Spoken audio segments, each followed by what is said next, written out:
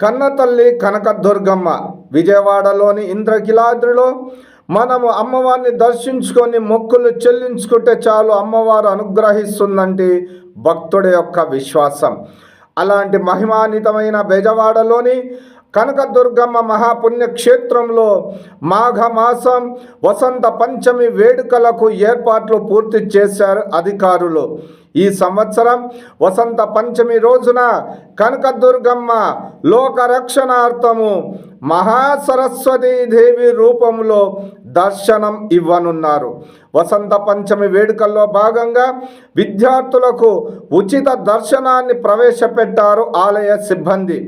ఆ రోజు ఉదయం 6 గంటల నుంచి రాత్రి 8 గంటల వరకు కూడా విద్యార్థులకు అమ్మవారి దర్శనాన్ని కల్పించారు.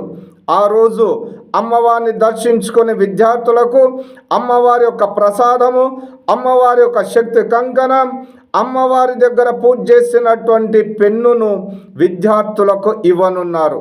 ఇలాంటి మహిమాన్వితమైన వసంత పంచమి వేడుకల్లో అమ్మవారిని, ఆ బెజవాడ కన్న తల్లిని దర్శించుకొని అమ్మవారి కృపా కటాక్షాలకు పాత్రులవుదాం.